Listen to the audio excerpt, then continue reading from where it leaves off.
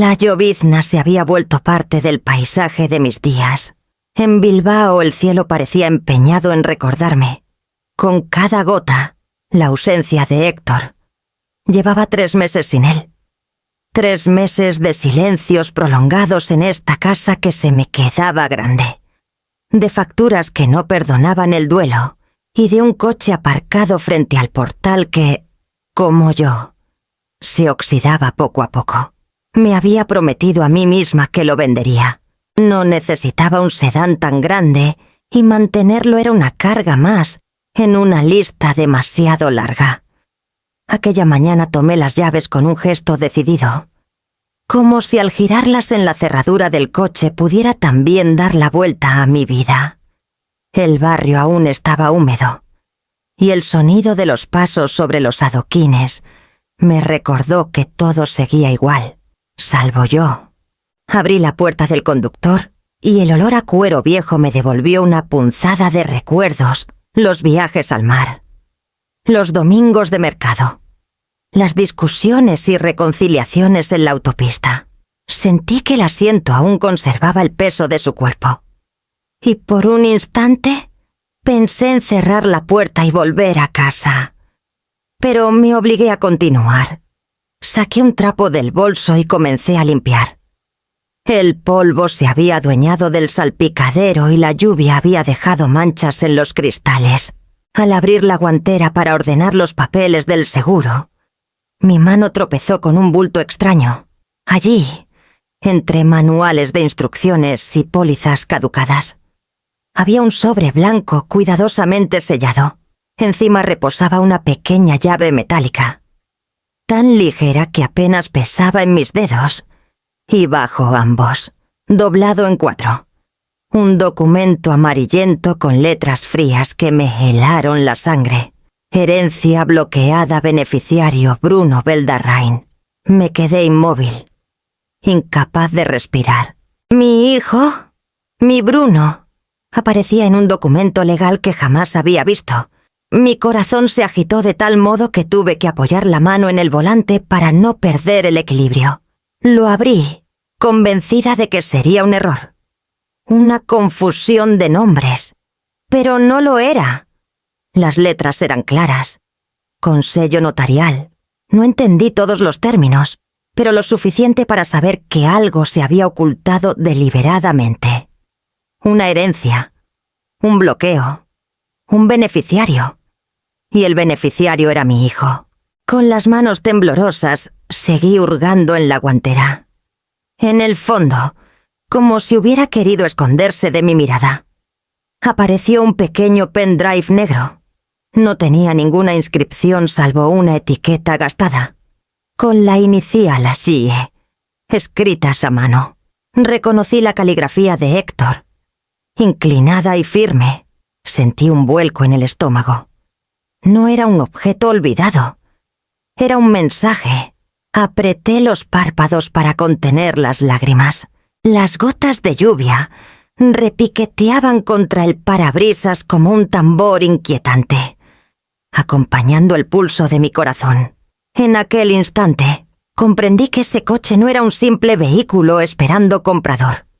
Era un cofre cerrado con las respuestas que Héctor no se atrevió a darme en vida. Respiré hondo. Acaricié la llave diminuta entre mis dedos y guardé todo en mi bolso. El barrio seguía su rutina indiferente, con vecinos que se apresuraban bajo paraguas. Pero yo ya no era la misma.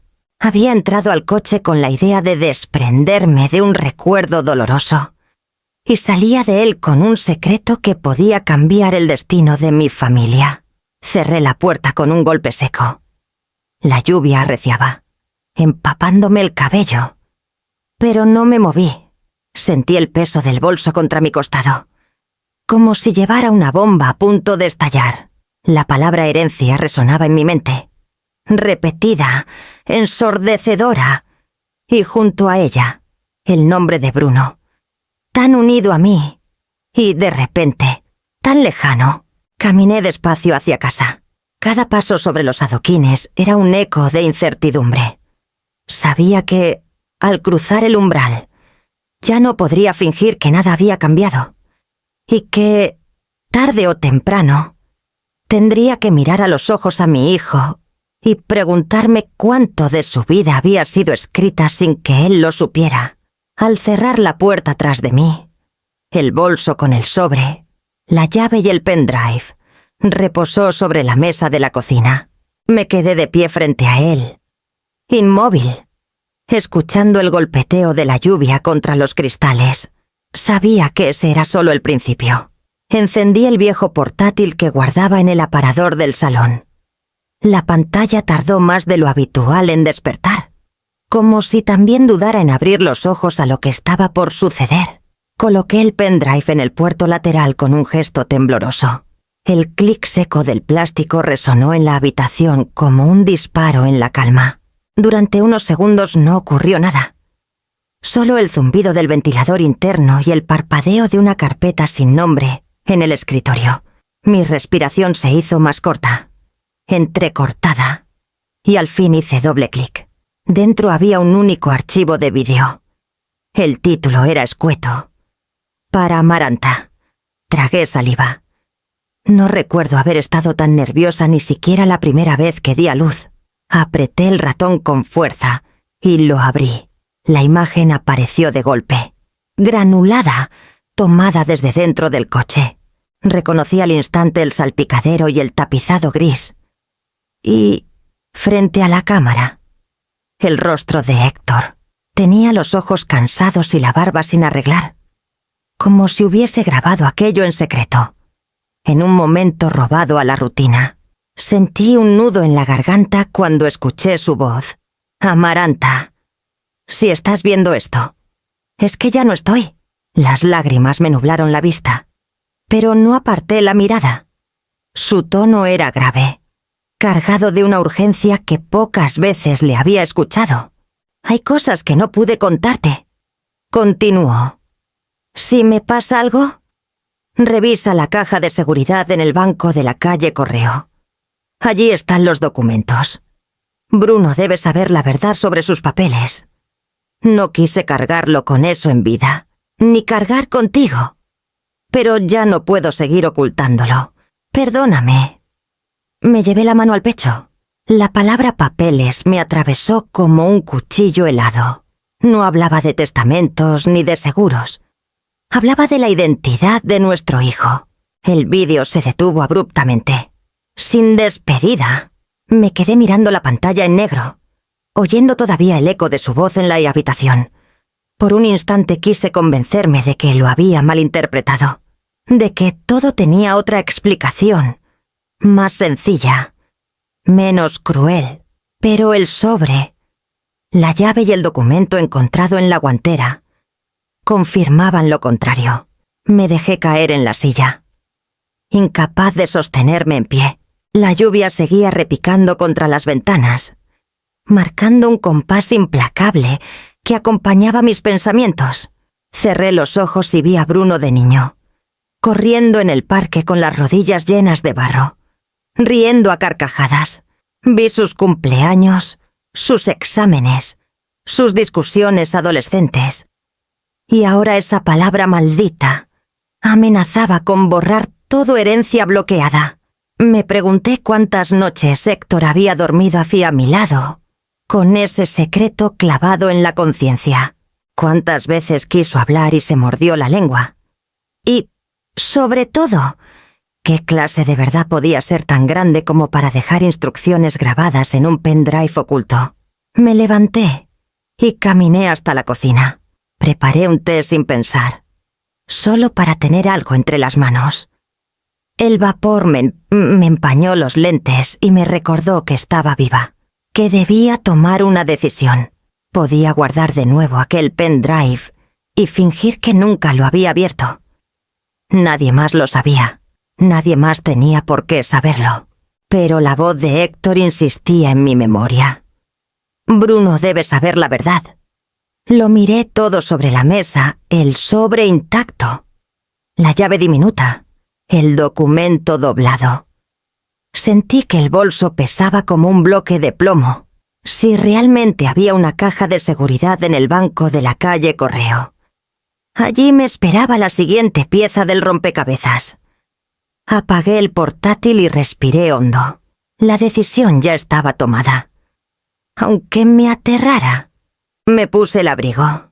Colgué el bolso en mi hombro y me preparé para salir. El sonido de la lluvia acompañó mi determinación mientras cruzaba el umbral, con la certeza de que la cerradura de esa caja podía reescribir mi vida entera.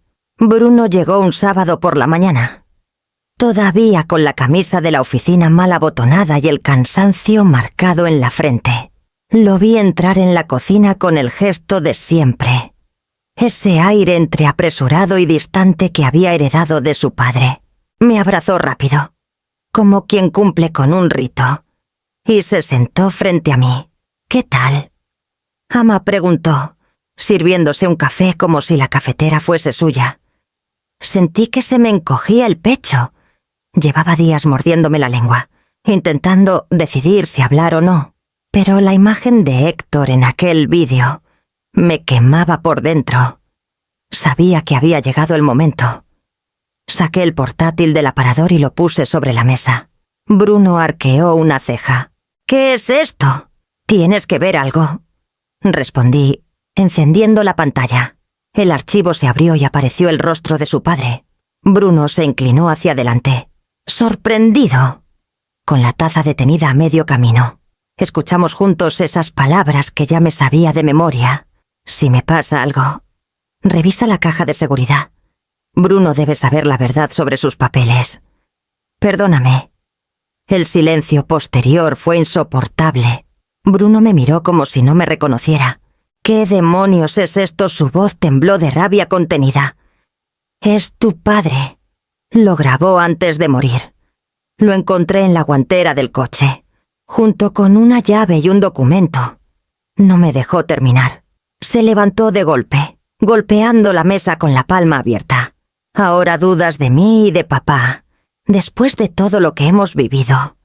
Vienes con cuentos de llaves y papeles bloqueados. No son cuentos.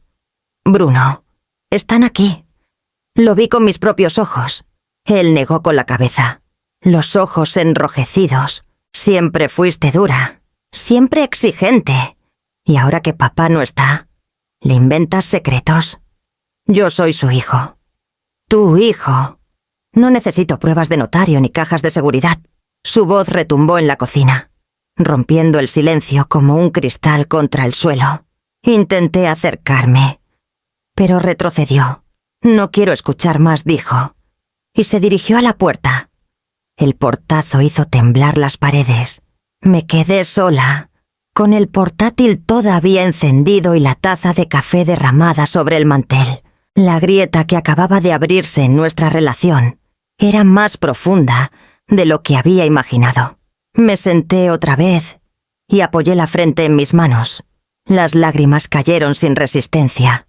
Había esperado comprensión, aunque fuese mínima. En cambio, me había topado con un muro de dolor y orgullo. El reloj de la pared marcaba el paso lento de los minutos. El eco de sus palabras seguía vivo.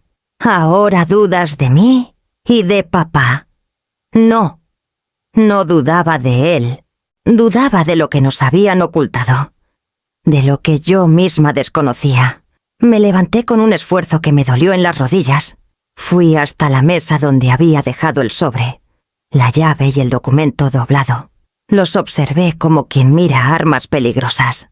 Bruno se negaba a escuchar, pero yo no podía quedarme quieta. Secándome las lágrimas, metí todo en mi bolso. Tomé el abrigo y salí de casa. La lluvia había cesado, pero el suelo brillaba todavía húmedo, reflejando los tejados de Bilbao. Caminé despacio, como si cada paso me acercara a un abismo. No sabía qué me esperaba en aquella caja de seguridad, ni cuánto dolor más podía soportar. Lo único cierto era que debía hacerlo sola. Nadie más se atrevería a meter la llave en la cerradura del banco. Y nadie más podría sostener el peso de lo que había dentro. Mientras avanzaba por las calles estrechas del casco viejo, sentí que cada piedra bajo mis zapatos me empujaba hacia esa verdad escondida. Y comprendí que ya no había marcha atrás. El banco del casco viejo olía a madera encerada y a polvo antiguo, como si el tiempo se hubiese detenido entre aquellas paredes. Avancé por el suelo de mármol mientras el eco de mis pasos me recordaba lo sola que estaba en aquel momento. La llave diminuta pesaba en mi bolsillo como un secreto incandescente. Me recibió un empleado joven con corbata mal anudada. Revisó mis papeles, comprobó mi DNI y me condujo por un pasillo estrecho hasta una sala blindada. El sonido metálico de la puerta al cerrarse detrás de mí me heló la sangre. Allí, en una hilera interminable de cajas, estaba la mía. Introduje la llave con un temblor que me recorrió hasta los huesos. El clic de la cerradura resonó como un trueno. Abrí la caja con cuidado y la deposité sobre la mesa. Dentro encontré una carpeta de cartón, 2 pequeños USB y un sobre cerrado con mi nombre escrito a mano. Reconocí al instante la caligrafía de Héctor firme, inclinada, con esa elegancia que siempre tuvo hasta en lo más cotidiano. Mis dedos tardaron en romper el sello. La carta estaba escrita con tinta azul, en hojas cuadriculadas como las que usaba en su despacho. Comencé a leer y su voz se superpuso a las líneas. Amaranta, si estas palabras han llegado a ti, es porque no tuve el valor de pronunciarlas en vida. Hubo un tiempo oscuro, cuando los médicos nos repetían que no podríamos tener hijos. Yo me hundía, y tú, aunque fuerte, estaba rota por dentro. Entonces apareció Regina. El nombre me golpeó con fuerza. Seguí leyendo, con el corazón desbocado. Era joven, estaba perdida, y cometimos un error. No fue amor, fue consuelo torpe en medio de la desesperanza. De aquel encuentro nació Bruno. Ella no podía hacerse cargo. Yo no podía confesar. Y tú merecías ser madre. Se firmó un acuerdo privado, notarial, que entregaba la tutela completa a nuestro cuidado. Criamos a Bruno como nuestro hijo, porque lo era en todo salvo en la sangre. Yo guardé silencio por miedo, por cobardía, por no querer perderte. Perdóname. La carta cayó de mis manos y tuve que apoyarme en la mesa para no caer. Sentí que el aire me faltaba. Regina, mi hermana menor, la niña de trenzas que yo había cuidado cuando nuestros padres murieron, la mujer con la que apenas hablaba desde hacía años por discusiones pasadas. Ella era la madre biológica de Bruno. Me llevé las manos al rostro.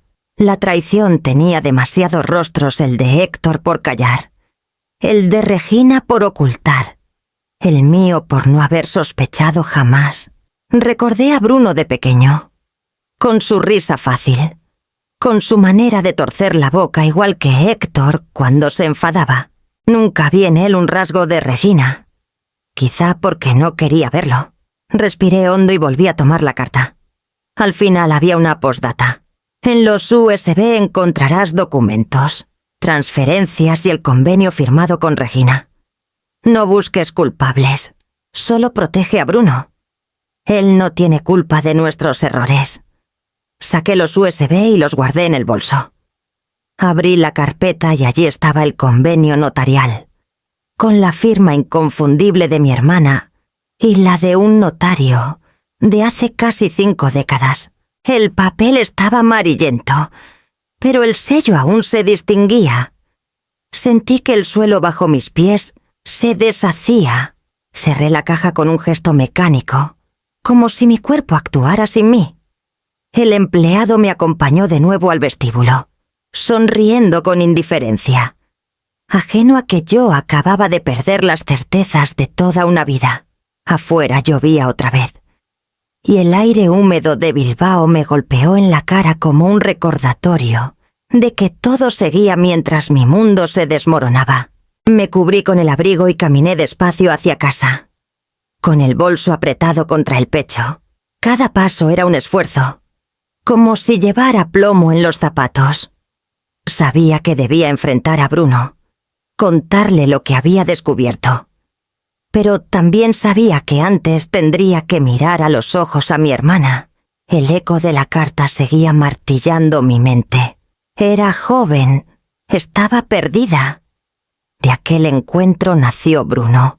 Y comprendí que la grieta abierta en mi mesa se había convertido en un abismo entre las dos hermanas. Guardé la carpeta en el bolso como si fuese un animal vivo dispuesto a morderme en cualquier momento. No podía quedarme sola con esas hojas. Necesitaba una mirada experta. Alguien que supiera qué significaban en un lenguaje que me resultaba extranjero. Fue así como llamé a Jimena Solórzano, una abogada que había conocido años atrás en la parroquia, hija de una Tivasi, amiga difunta. Aceptó recibirme sin demora en su despacho de la Gran Vía. El ascensor me subió lentamente hasta el 3er piso. Cada peldaño de ese trayecto metálico me pesó más que la subida entera, al Gorbea en mis años jóvenes. Cuando crucé la puerta, Jimena me recibió con una sonrisa sobria. El tipo de gesto que busca inspirar confianza, pero no frivolidad. Me ofreció un asiento frente a su mesa cubierta de expedientes. Saqué la carpeta con manos que aún temblaban y la deslicé hacia ella. «Necesito que lo lea», le dije, incapaz de dar más detalles. Jimena abrió el convenio. Pasó las páginas con calma y, a medida que lo hacía, vi cómo su rostro se tensaba. Leyó los sellos, observó las firmas, tomó notas rápidas en un bloc. El silencio de la sala se hizo insoportable hasta que alzó la vista. Amaranta. Esto no es una adopción plena.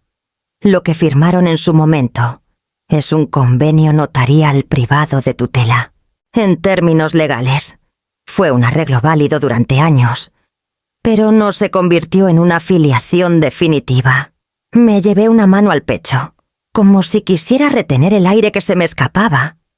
Entonces continuó ella, con un tono firme, a efectos jurídicos.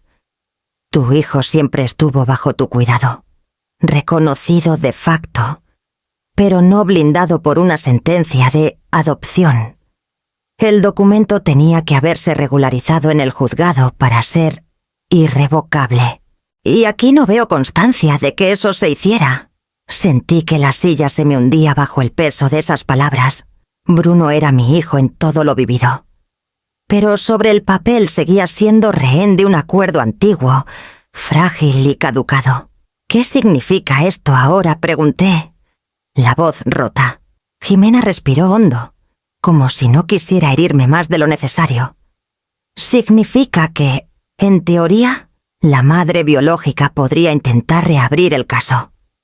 Si Regina quisiera, podría reclamar un derecho sobre Bruno. No es sencillo, porque han pasado décadas y hay jurisprudencia que protege la llamada posesión de estado de hijo.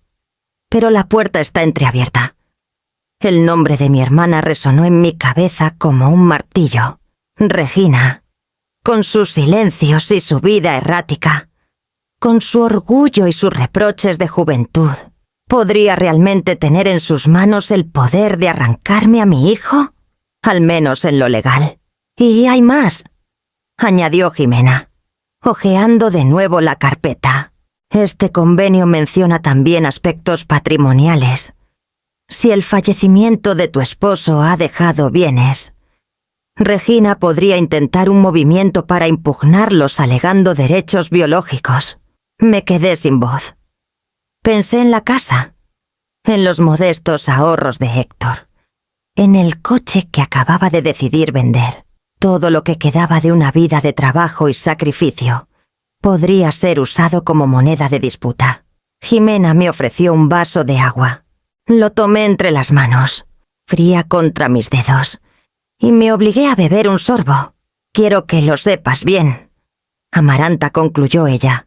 No estoy diciendo que Regina vaya a ganar nada si intenta algo, solo que existe la posibilidad de que lo intente, y que eso os arrastre a un proceso doloroso. Asentí en silencio. En mi interior sentí la mezcla venenosa de miedo y rabia. No bastaba con la traición de Héctor. Al callar, ni con el engaño de Regina en su juventud. Ahora se abría la amenaza de que intentara reclamar lo que nunca Pi había cuidado, ni alimentado, ni amado. Guardé de nuevo la carpeta. Al levantarme, Jimena me puso una mano en el brazo. Si decides actuar, puedo iniciar los trámites para blindar tu vínculo con Bruno. Será un camino complejo, pero es posible. Salí a la Gran Vía con el corazón golpeando en las sienes. El tráfico rugía. Los paraguas se abrían bajo la llovizna y... Sin embargo, yo solo veía un nombre escrito en letras mayúsculas. Regina. Apreté el bolso contra mi pecho. Sabía que debía enfrentarme a ella, aunque me temblaran las piernas, porque la verdad ya había dejado de ser un secreto entre papeles. La Plaza Nueva estaba cubierta de un manto de nubes bajas que oscurecía los soportales y acentuaba el frío de la mañana. Elegí sentarme en una de las terrazas aún vacías, con una taza de café delante que apenas probé. El murmullo de las palomas picoteando migas me servía de compañía mientras esperaba. Había enviado a Regina un mensaje breve. Necesitamos hablar. No añadí nada más. La vi llegar a lo lejos, caminando con paso firme, demasiado erguida para alguien que guardaba tanto peso en la conciencia. A su lado, un hombre corpulento, de chaqueta de cuero gastada y mirada torva. Lo reconocí enseguida, Gabriel, su pareja. Nunca había intercambiado más de un saludo seco con él, pero su sola presencia me incomodaba. Regina se sentó frente a mí sin siquiera ofrecer un abrazo. Gabriel ocupó la silla contigua, entrecerrando los ojos como si evaluara el terreno. «Qué inesperada tu llamada», empezó ella, con un tono cargado de ironía. «Después de tantos años de silencio, me buscas justo ahora». Respiré hondo para no responder con la misma acidez. «He encontrado documentos del pasado. El convenio que firmaste con Héctor». Vi cómo un destello cruzaba su rostro, una mezcla de sorpresa y fastidio. Gabriel apoyó los codos en la mesa, inclinándose hacia mí. «Si has encontrado eso, ya sabrás que las cosas no están cerradas del todo», dijo con voz grave. «Podría reabrirse el caso». «No vinimos a hablar de leyes», atajó Regina, pero su silencio posterior la delató. Se removió en la silla y luego clavó la vista en mí. «Queremos arreglarlo de la mejor manera». «¿Arreglarlo?», pregunté, aunque intuía la respuesta. «Sí», intervino Gabriel, sonriendo sin calidez. «Una compensación económica, un acuerdo entre hermanas. Tú conservas tu tranquilidad. Tu hijo sigue sin enterarse de los detalles. Y todos contentos». Sentí que la sangre me hervía, pero me obligué a mantener la calma. «Bruno no es una mercancía. No voy a pagar para comprar su silencio». Regina chasqueó la lengua. «No dramatices, Amaranta. Solo hablamos de justicia. Durante años criaste a un hijo que yo traje al mundo». Sus palabras me golpearon con fuerza. «Lo pariste, sí. Pero ¿quién lo cuidó cuando tuvo fiebre? ¿Quién lo sostuvo en sus exámenes? ¿Quién lo acompañó en cada derrota y en cada logro? Fui yo. La maternidad no se mide solo en sangre». Ella desvió la mirada, incómoda. «Gabriel no se amilanó. Piensa bien lo que dices. Si esto llegas a los tribunales, no sabemos cómo puede terminar. Los jueces miran los papeles, y en los papeles ella es la madre. Y en la vida yo soy su madre», respondí, con una firmeza que me sorprendió. Hubo un silencio tenso. El camarero se acercó para retirar las tazas vacías de la mesa vecina, y noté que mis manos estaban heladas, aunque la taza frente a mí aún soltaba vapor. Regina se inclinó hacia adelante, bajando la voz. «No quiero hacerte daño, Amaranta, pero necesito ayuda. Y Bruno, bueno, quizá no le convenga enterarse de ciertas cosas». La miré fijamente. En sus ojos vi cansancio. Sí, pero también cálculo. Había en ella una mezcla amarga de arrepentimiento y codicia, Comprendí que no buscaba reconciliación, sino beneficio. Me puse en pie con calma, dejando unas monedas juntos a la taza intacta. Si de verdad no quieres hacerme daño, no intentes chantajearme. Bruno sabrá la verdad. Pero será de mi boca, no de la tuya ni de la de tu pareja. Regina palideció, mientras Gabriel fruncía el ceño. Molesto por mi negativa, me marché bajo los soportales, oyendo mis propios pasos resonar entre las piedras húmedas. El aire frío de la plaza me devolvió fuerzas. Caminé despacio hacia la salida, con la certeza de que acababa de encender un fuego que nadie podría apagar fácilmente. La tarde siguiente, cuando la casa quedó en silencio, me encerré en el salón con el viejo portátil y el pendrive. El aire olía a humedad. Había dejado la ventana entreabierta para escuchar la lluvia caer sobre los balcones de hierro. Apreté los labios y abrí la carpeta que aún no había explorado. Allí, escondido entre documentos y números, había un segundo archivo de vídeo. El título era aún más escueto que el primero. Verdad. No tuve fuerzas para respirar antes de darle clic. La imagen tardó en aparecer. Y de pronto, ahí estaba Héctor otra vez, sentado en el mismo coche, pero esta vez con el semblante más abatido. Amaranta empezó, con la voz quebrada. No sé cómo decirlo, y quizá nunca me atreva a hacerlo frente a ti. Pero si estás viendo esto, ya no tengo otra salida. Sentí un escalofrío que me recorrió entera. La cámara temblaba levemente. Seguramente había colocado el móvil sobre el salpicadero. Regina era muy joven, continuó. Acababa de dar a luz. Estaba sola, perdida, y con esa tristeza que los médicos llaman depresión posparto. Yo me equivoqué. Fue un instante de debilidad, de soledad compartida. No fue amor, no fue pasión, fue error. Tuve que llevarme la mano a la boca para no gritar. Mi propia hermana. De aquel encuentro nació Bruno. Ella no podía hacerse cargo. Y yo no podía contártelo. Estábamos rotos, Amaranta. Los médicos nos decían que nunca serías madre. Y entonces, de repente, ese niño estaba allí. Ella aceptó dejarlo en nuestros brazos. Firmamos un convenio. Pero nada podía reflejar lo que sentíamos, que ese bebé era nuestro. El rostro de Héctor se contrajo en un gesto de dolor. Después concebimos, contra todo pronóstico. Pero Bruno ya era nuestro hijo en todo salvo en papeles. Y yo me convencí de que el tiempo taparía las grietas. Pensé que el silencio sería un escudo. Perdóname, mi vida. Yo te quise, os quise. Pero fui cobarde. El vídeo terminó abruptamente, dejando solo el reflejo de mi rostro en la pantalla apagada. Me quedé inmóvil. Noté que el cuerpo me pesaba como si hubiera corrido kilómetros. El llanto irrumpió sin permiso. Un sollozo profundo que me dobló la espalda. La rabia y la ternura se mezclaban en mí como dos corrientes opuestas. Odiaba a Héctor por haber callado, pero al mismo tiempo comprendía su miedo, su deseo de no perderme, de no perder a ese hijo que se convirtió en nuestro mundo. Me levanté y caminé tambaleante hasta la estantería donde guardábamos los álbumes de fotos. Abrí uno al azar.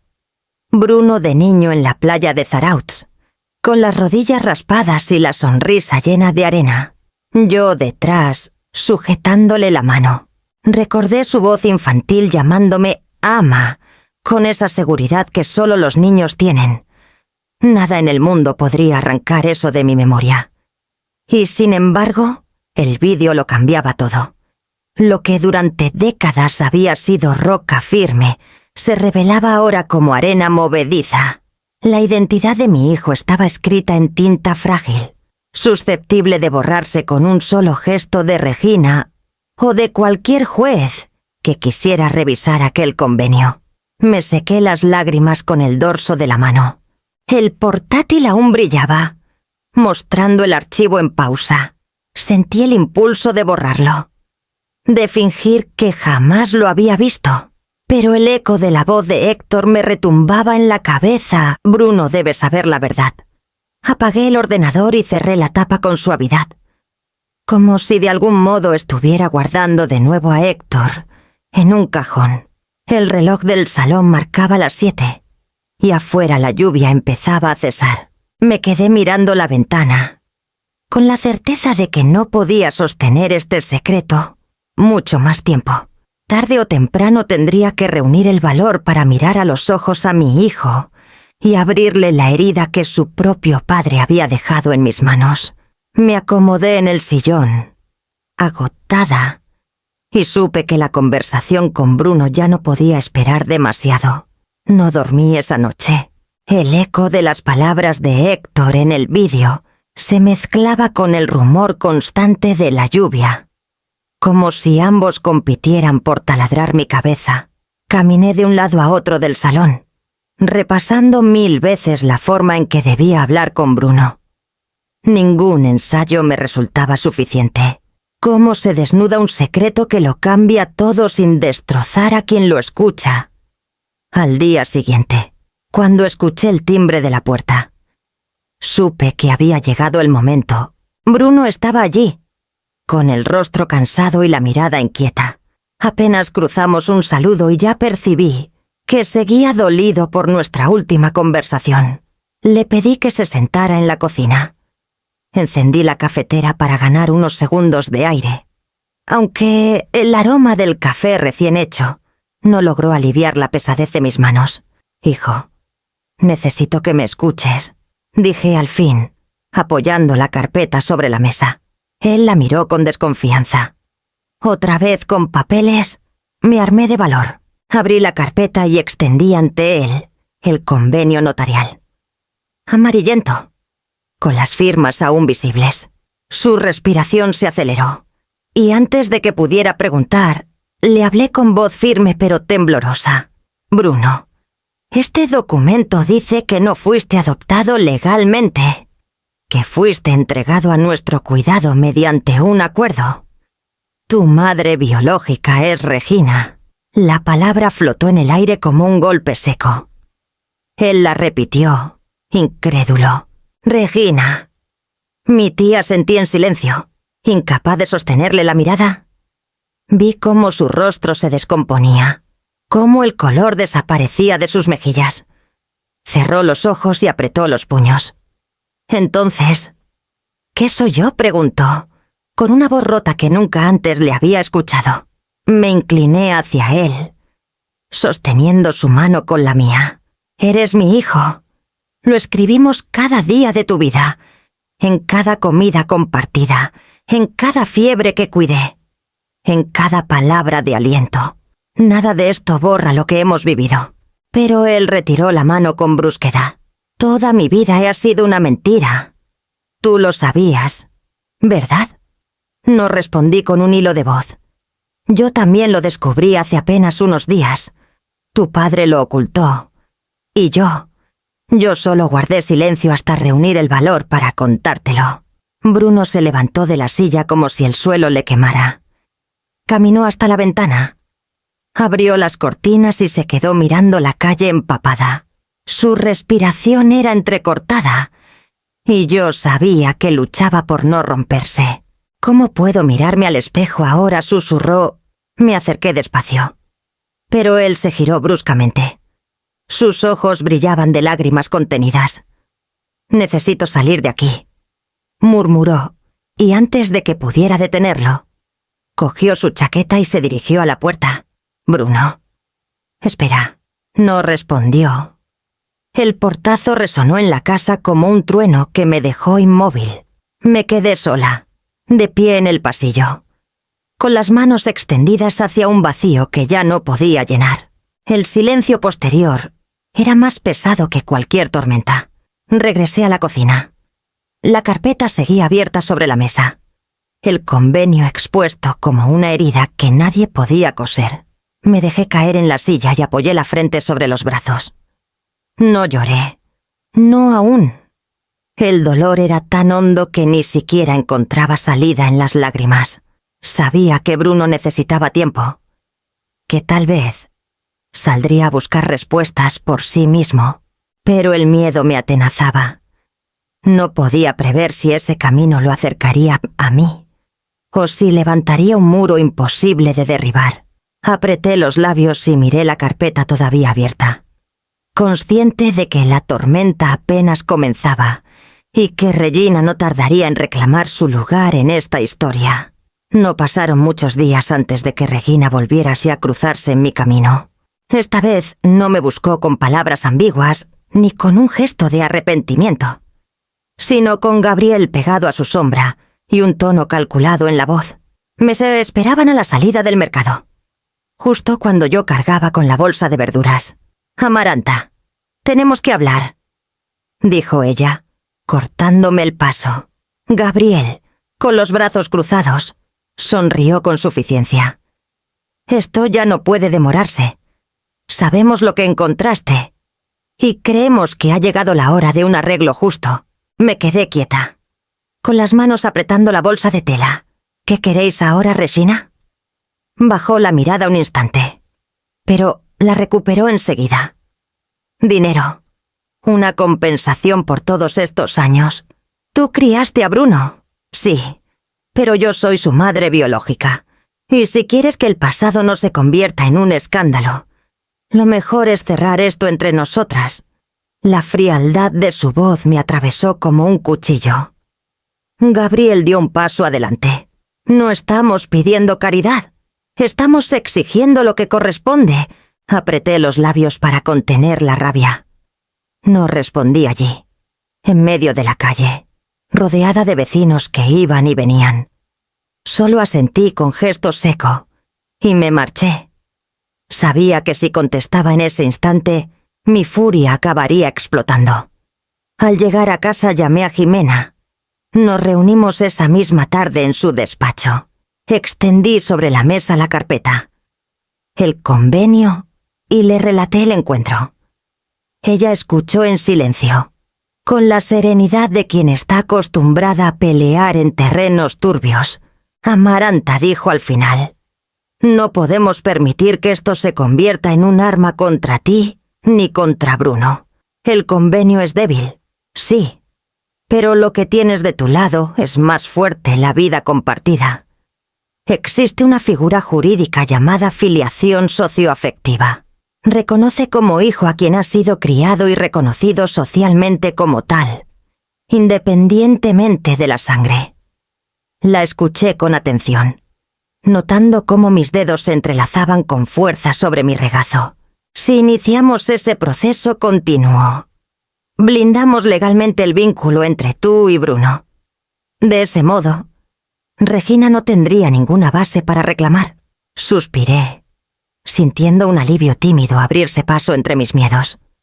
«¿Y Bruno?», pregunté. «Será necesario contar con su testimonio, su consentimiento. Aunque esté confundido, sé que al final lo entenderá. Lo importante es que vea que no peleas contra él, sino por él».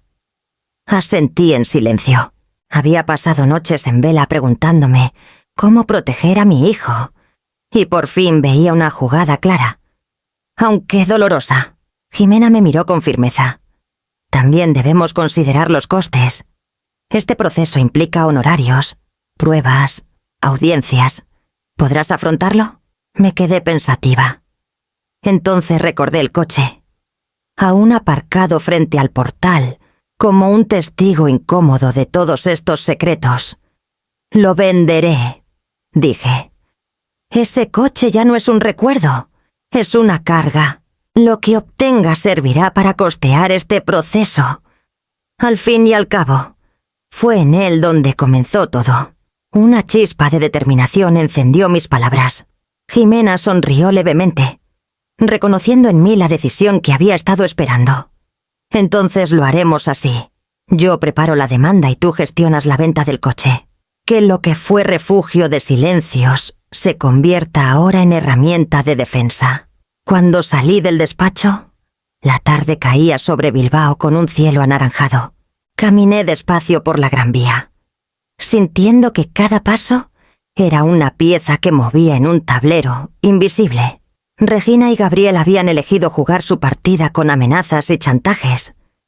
Yo la jugaría con la ley y con la verdad de una vida entera junto a Bruno. De regreso a casa, me detuve frente al coche estacionado. Pasé la mano por el capó húmedo y recordé el rostro de Héctor en los vídeos, sus disculpas tardías, sus secretos. Sus errores me habían dejado este campo de batalla, pero yo no iba a retroceder. Abrí el bolso.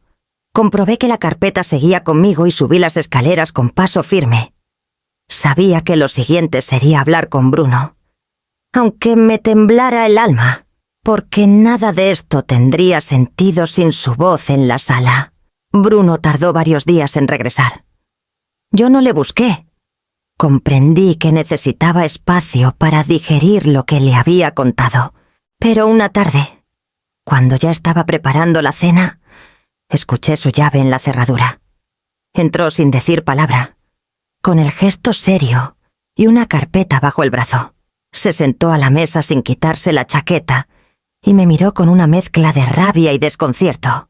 «He estado investigando», dijo al fin, dejando la carpeta sobre el mantel. Me acerqué despacio, temerosa de lo que iba a mostrarme. Bruno abrió la carpeta y desplegó varios extractos bancarios impresos. Documentos que yo jamás había visto. «¿De dónde has sacado esto?», pregunté. «De las cuentas antiguas de papá». Tenía acceso a un correo que aún no estaba cerrado. Encontré los justificantes de transferencias y pedí duplicados en el banco. Sus manos temblaban ligeramente al pasar las páginas. Me incliné para leer los movimientos pequeños, regulares, siempre en las mismas fechas, el 1 y el 15 de cada mes. Durante años, no eran cantidades exorbitantes, pero al acumularse sumaban miles de euros. ¿Y a dónde iban?, pregunté con un hilo de voz. A una ONG en Bilbao. Una asociación dedicada a ayudar a madres solteras en riesgo de exclusión. Y lo más extraño es que los depósitos están a mi nombre, como si fuera yo quien los hacía. Levanté la vista, atónita. ¿A tu nombre? Bruno asintió, apretando la mandíbula. Papá usó mi identidad. Yo nunca supe nada. Mientras yo estudiaba, mientras creía que todo era normal. Él movía dinero haciéndolo pasar como si saliera de mí. Me llevé las manos a la cabeza. Las piezas empezaban a encajar en un rompecabezas siniestro. Héctor había tejido una red secreta alrededor de Bruno. No solo con silencios y papeles ocultos, sino con movimientos financieros que lo vinculaban a causas que jamás eligió. «¿Qué significa esto?», pregunté, casi para mí misma. «Que mi vida estuvo diseñada a mis espaldas», respondió Bruno con amargura. Papá decidía quién era yo, incluso en los números.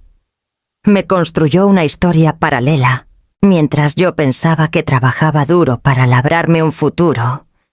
Él ya estaba escribiendo otra versión de mí.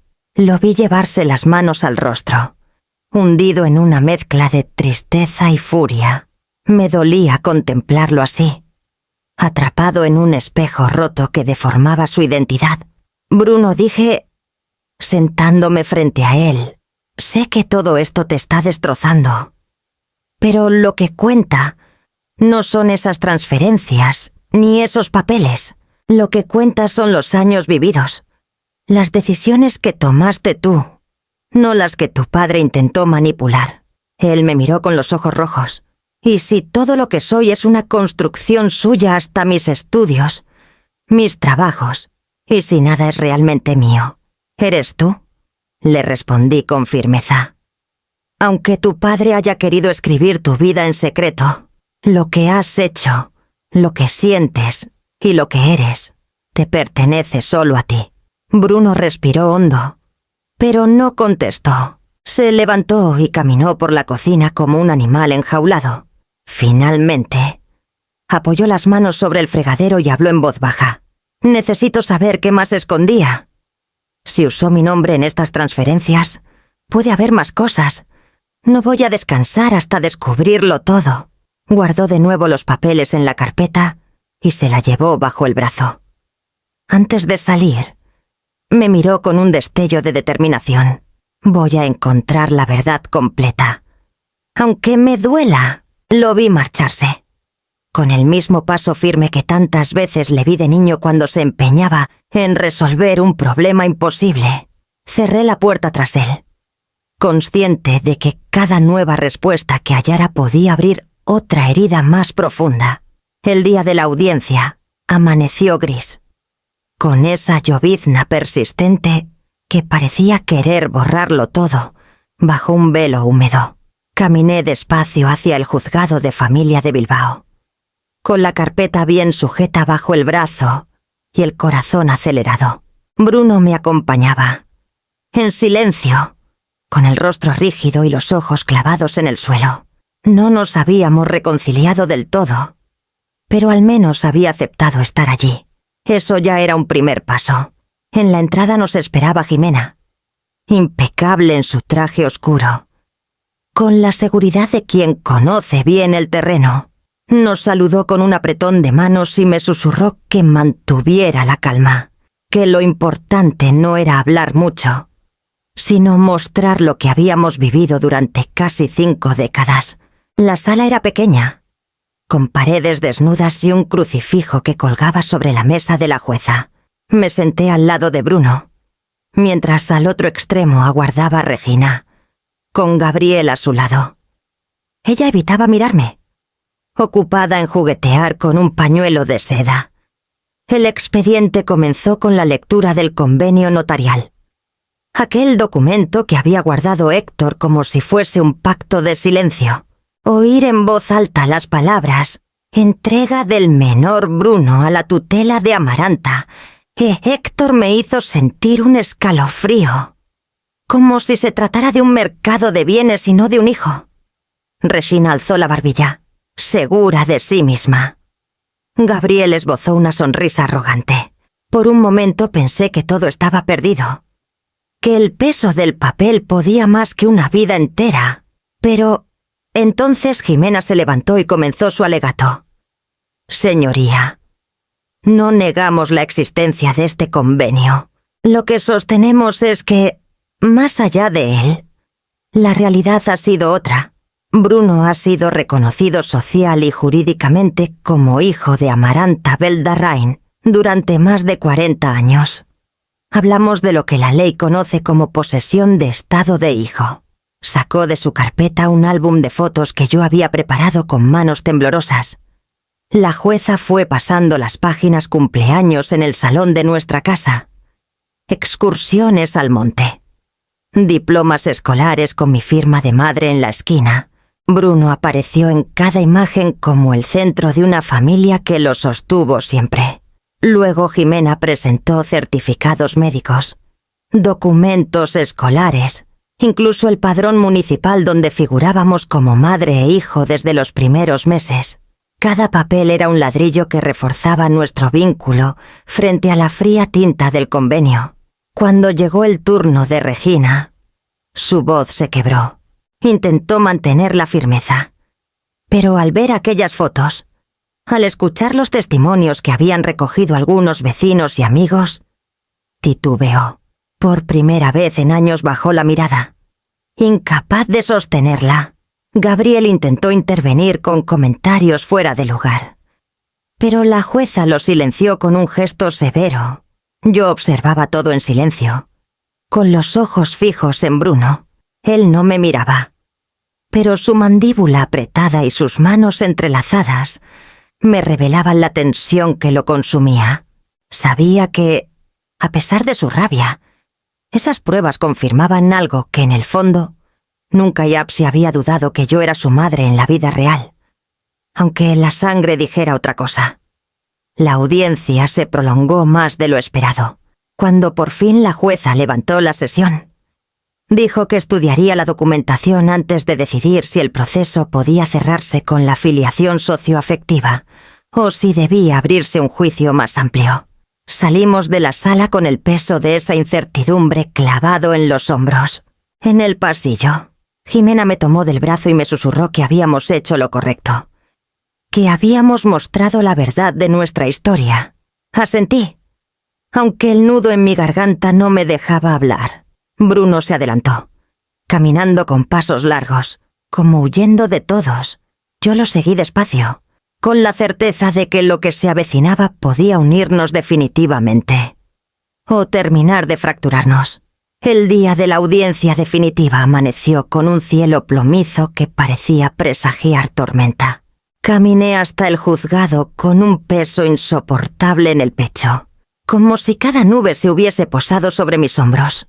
Bruno avanzaba unos pasos por delante de mí, con las manos metidas en los bolsillos y la expresión endurecida. No hablábamos, pero el simple hecho de caminar juntos era ya un signo de resistencia. La sala estaba más concurrida que la vez anterior.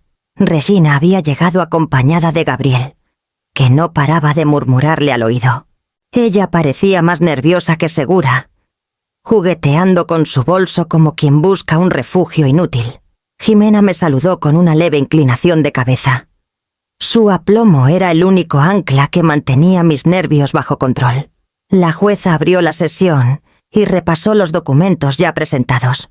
Entonces, Jimena se puso en pie y anunció que tenía un testigo adicional. Yo la miré sorprendida. No me había hablado de eso. La puerta se abrió y entró un hombre alto, de cabello cano y paso lento. Me tomó unos segundos reconocerlo. Mateo Arizmendi, antiguo compañero de universidad de Héctor y amigo esporádico en nuestras primeras décadas de matrimonio. Hacía años que no lo veía. Se sentó frente al tribunal y, después de jurar decir la verdad, habló con una voz grave, pero clara. Conocí bien a Héctor. En los últimos años mantuvimos contacto por asuntos de trabajo. Sé que ocultaba ciertas cosas, pero también sé lo mucho que quería hacia su familia. Y tengo en mis manos un documento que lo demuestra. Sacó de su maletín una copia de registro vehicular y lo entregó a la jueza. Ella lo examinó y frunció el ceño. Jimena aprovechó para explicar. Este documento acredita que el coche, el mismo que la señora Belda Rein, vendió recientemente. Estaba inscrito desde hace años a nombre de Bruno. No fue un trámite accidental. Héctor quiso asegurarse de que quedara constancia, en un bien tangible, de que su hijo legítimo era Bruno. Un silencio espeso cayó sobre la sala. Yo sentí que el aire se me escapaba de golpe, como si por fin alguien hubiera retirado el peso que llevaba tanto tiempo sobre el pecho. Miré a Bruno, sus ojos se habían abierto de par en par, y un leve temblor le recorrió la mandíbula. Regina se removió en su asiento. Gabriel intentó intervenir, pero la jueza lo silenció con una advertencia seca. Entonces Regina, con voz temblorosa, dijo: «Eso no prueba nada. Solo significa que Héctor quería protegerse». No respondió Mateo con firmeza. Significa que reconocía a Bruno como su hijo en vida, y lo hizo de la única manera que pudo sin desatar un escándalo.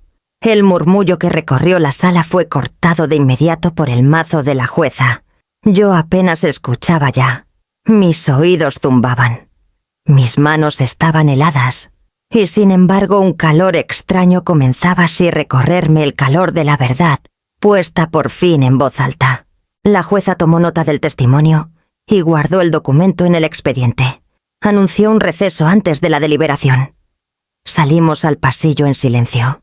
Bruno se acercó a mí y, aunque no dijo nada, me tomó de la mano por primera vez en semanas. Sus dedos temblaban, y los míos también, pero ese gesto bastó para devolverme fuerzas. Regina permanecía en un banco, encogida, con los ojos clavados en el suelo. Gabriel la increpaba en voz baja, furioso. Ella no respondía. Por primera vez, desde que comenzó todo, no había altivez en su postura. Cuando la jueza reanudó la sesión, anunció que tomaría en consideración el testimonio y la documentación adicional antes de dictar resolución. Nos dio cita para la lectura final unos días después. Salimos del juzgado bajo una lluvia fina que había comenzado durante el receso. Bruno caminó a mi lado, aún en silencio, pero sin soltar mi mano. Yo sabía que aquel documento había derrumbado el edificio de dudas que Regina intentaba levantar, y que lo que se avecinaba podía cambiarlo todo. La lectura de la resolución aún estaba pendiente. Pero aquel testimonio de Mateo había marcado un antes y un después. Lo sentí en el aire de la sala, en la manera en que Bruno me miró con menos desconfianza, en la postura encogida de Regina al final del pasillo. Fue ella misma quien me pidió hablar en privado. Lejos del bullicio de abogados y funcionarios, nos reunimos en una pequeña sala del juzgado, con las persianas medio bajadas y un olor a papel viejo flotando en el ambiente. Bruno quiso acompañarme, pero le pedí que esperara fuera. No quería que escuchara palabras que pudieran herirle aún más. Jimena permaneció a mi lado como testigo. Regina se sentó frente a mí. Su rostro, habitualmente altivo, estaba desencajado. Había perdido esa máscara de seguridad que tanto me irritaba. Gabriel no estaba con ella, y agradecí su ausencia, sin su sombra. Mi hermana parecía otra, Amaranta, dijo al fin, bajando los ojos. No debí dejar que esto llegara tan lejos. Guardé silencio, esperando. Ella respiró hondo y continuó. Fue Gabriel. Él insistió en que reclamara dinero. Decía que tenía derecho, que el pasado me daba ventaja. Yo me dejé arrastrar. Siempre he sido débil. Tú lo sabes. Un nudo me apretó la garganta. La veía ahí, derrotada, y recordaba a toda la niña que había cuidado cuando éramos huérfanas. A la joven que se perdió entre decisiones precipitadas. No puedo perdonar el daño que has causado, dije con calma, pero al menos agradezco que lo reconozcas. Regina se cubrió el rostro con las manos. No pude criar a Bruno. Tenía 19 años. Estaba sola, sin recursos y con la cabeza rota. La depresión me hundía y me daba miedo hasta mirarle. Cuando Héctor me dijo que tú y él lo cuidaríais, lo sentí como un alivio y como una condena al mismo tiempo.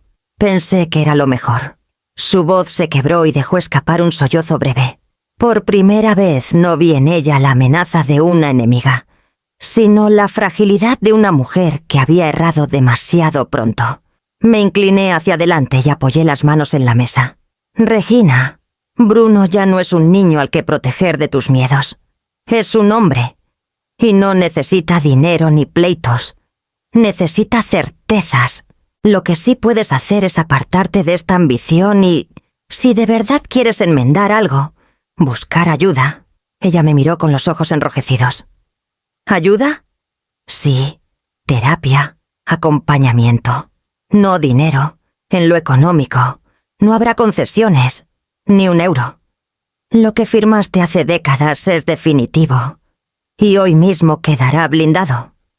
Jimena asintió, sacando de su maletín unos documentos preparados, una renuncia formal a cualquier reclamación futura.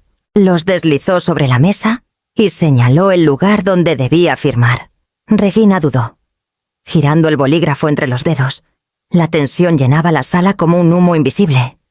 Finalmente, con un suspiro largo, estampó su firma. El trazo tembló, pero estaba allí, sellando un cierre que tardó casi medio siglo en llegar. Me quedé observando esa firma unos segundos.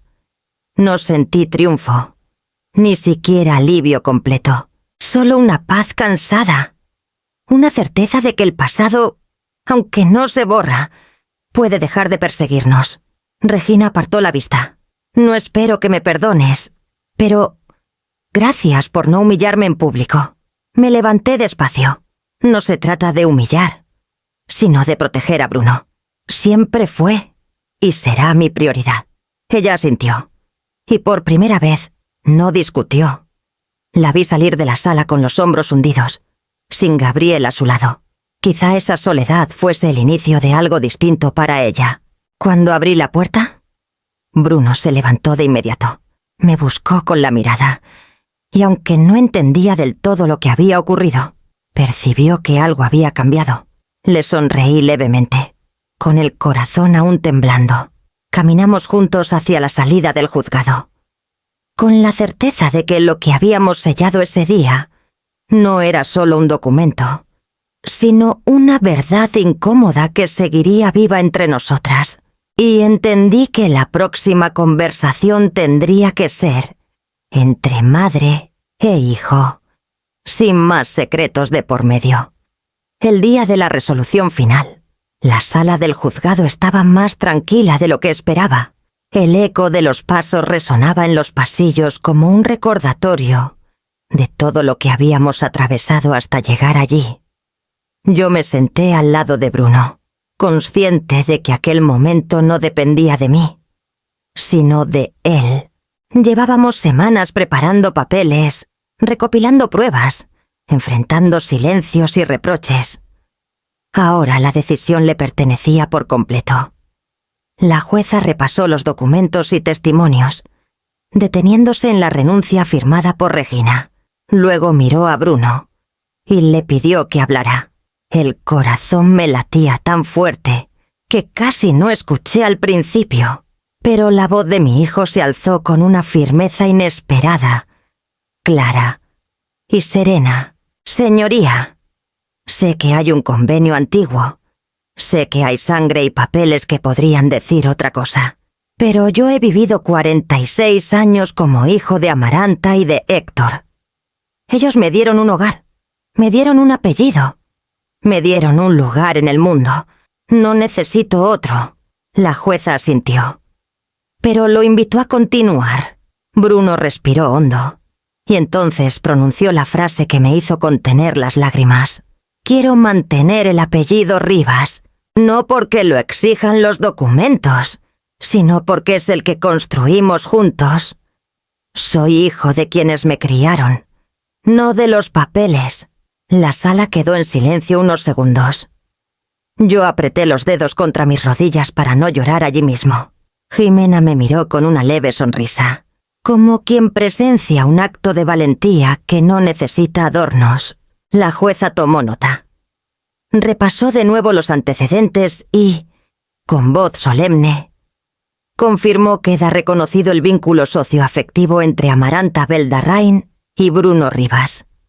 En adelante, no podrá ser impugnado ni cuestionado. Sentí que el aire regresaba ya a mis pulmones después de semanas de asfixia. Miré a Bruno y vi que su rostro, aunque serio, se había suavizado. Había tomado la decisión desde la elección, no desde la imposición. Y eso lo hacía aún más valioso. Cuando salimos del juzgado, la lluvia nos recibió de nuevo, fina y persistente. Bruno se detuvo bajo el soportal. Se giró hacia mí y me abrazó. No fue un gesto largo ni efusivo, pero bastó para que mis rodillas se aflojaran. Ama me dijo en voz baja: no sé cuánto tardaré en perdonar a Aita, pero a ti no tengo nada que perdonarte. Solo gracias por no soltarme. Incluso cuando yo quería huir, me quedé muda, con la garganta cerrada y los ojos nublados. Solo pude responder apretándole fuerte contra mi pecho, como cuando era niño y buscaba refugio después de una pesadilla. En los días siguientes, la vida comenzó a recuperar un ritmo distinto. El coche fue vendido, tal como había prometido, y el dinero ingresó en una cuenta destinada a cubrir los honorarios de Jimena y a iniciar un pequeño fondo que me propuse usar para apoyar a madres jóvenes en dificultad. Era mi forma de darle un sentido más justo a los errores de Héctor. Bruno empezó a visitarme más a menudo, ya no con la frialdad de las semanas anteriores, sino con una calma que yo reconocía como un paso hacia la reconciliación. Algunas tardes se quedaba a cenar. Hablábamos poco, pero lo suficiente para sentir que estábamos reconstruyendo el puente que la verdad había hecho temblar. Una tarde me trajo un cuaderno. «Es para ti», me dijo. Estoy escribiendo todo lo que descubrí en las cuentas de Aita. Los movimientos de dinero, las transferencias. No quiero que quede en la sombra, pero tampoco quiero que me definan. Yo decido quién soy, no esos números. Guardé el cuaderno en un cajón, prometiéndome leerlo poco a poco. Me conmovió que lo compartiera conmigo. Era su manera de elegirme otra vez como madre y confidente. Mientras cerraba la ventana esa noche, con el sonido de la lluvia golpeando los cristales, comprendí que la elección de Bruno nos había dado algo más que un apellido. Nos había devuelto la posibilidad de un futuro compartido. Y ese futuro, aunque aún incierto, comenzaba a dibujarse en la serenidad de su mirada. La decisión de vender la casa de Deusto me llegó como un suspiro después de una larga tormenta. Aquel caserón lleno de recuerdos me había sostenido durante años, pero ahora se había convertido en un espacio demasiado grande para una sola vida. Cada habitación vacía me recordaba la ausencia de Héctor y los secretos que había dejado tras de sí. Ya no quería caminar por pasillos que resonaban con ecos antiguos. Necesitaba un lugar más humano, más cercano a lo que ahora éramos Bruno y yo. El proceso de venta no fue sencillo, pero me sorprendió lo rápido que acepté desprenderme de muebles, cuadros y hasta de la vajilla de porcelana que siempre guardé para ocasiones especiales y que nunca llegaron. En cada objeto que te entregaba sentía que soltaba también un peso. Lo único que guardé fueron los álbumes de fotos y un pequeño arcón de madera donde descansaban las cartas de mi madre. Bruno y Valeria me acompañaron a visitar pisos en diferentes barrios. Cuando vimos aquel apartamento luminoso cerca de la ría, supe que sería el nuestro. No era grande, pero tenía lo justo un salón acogedor, 2 habitaciones, una cocina con ventana al parque y, lo más importante, quedaba a pocos minutos a pie de la casa de mi hijo. Valeria, con su entusiasmo discreto, me habló de cómo podríamos organizar cenas familiares y compartir más tiempo sin necesidad de viajes interminables entre ciudades. El día de la mudanza, Bruno apareció con cajas y un aire de tranquilidad que no le había visto en meses. Me abrazó con fuerza y me dijo: «Ama, esto es empezar de nuevo, no dejar atrás». Asentí, sintiendo que tenía razón. No era un abandono, sino una transformación. Me despedí de la vieja casa con un gesto silencioso, acariciando la puerta de entrada antes de cerrarla por última vez. No lloré. Esta vez mis lágrimas ya no eran de pérdida, sino de aceptación. Con parte del dinero de la venta, abrí una cuenta especial. Nadie sabría que yo estaba detrás. Jimena me ayudó a constituir un pequeño fondo anónimo destinado a apoyar a jóvenes madres que atravesaban dificultades. Esas mismas a las que aquella ONG que Héctor había sostenido en secreto intentaba tender la mano. Sentí que, de algún modo, cerraba un círculo. Lo que comenzó como una sombra de engaños se transformaba ahora en un gesto de justicia silenciosa. El primer día en mi nuevo piso, mientras acomodaba los libros en una estantería recién montada, escuché risas en el pasillo. Bruno y Valeria habían venido con una botella de vino para estrenar el hogar. Encendimos unas velas, improvisamos una cena sencilla y brindamos en vasos desiguales. La luz cálida iluminaba las paredes desnudas, pero yo las veía llenas de futuro. Me recosté en la silla y observé a mi hijo, que reía con naturalidad junto a la mujer que amaba. En su mirada ya no había esa sombra de duda que lo había acompañado desde que la verdad salió a la luz. Había elegido su apellido, había elegido su camino, y ahora compartía conmigo un espacio de paz que no creí posible meses atrás. Comprendí, al levantar la copa, que esa casa nueva no era solo un techo, era un símbolo de un linaje reconstruido, tejido no por la sangre, sino por la voluntad de permanecer unidos. Y en ese instante supe que aún quedaba un paso más por dar, el que nos devolvería la dignidad completa ante la mirada de todos. Había pasado un año desde la mudanza.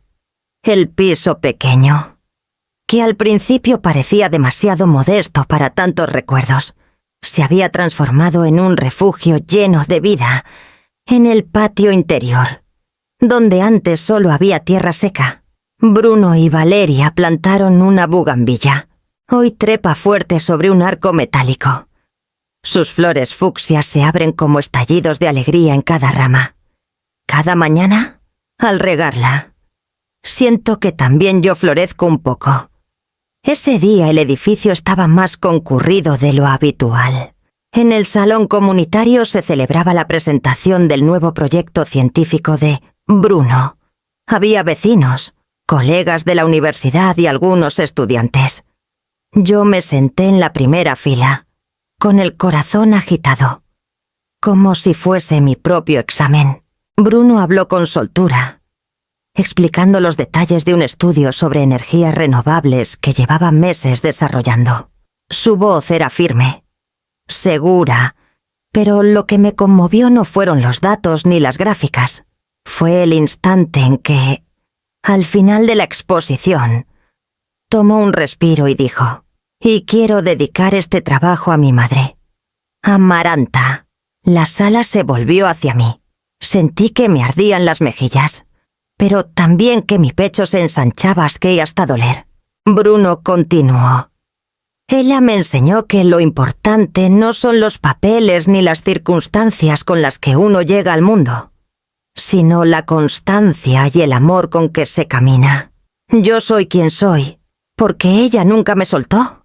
Los aplausos me envolvieron, y en medio de ellos nuestras miradas se cruzaron. No había rencor, no había grietas, solo gratitud y la certeza de que habíamos llegado juntos a este punto. Al volver al piso, busqué una caja de madera que guardo en mi dormitorio.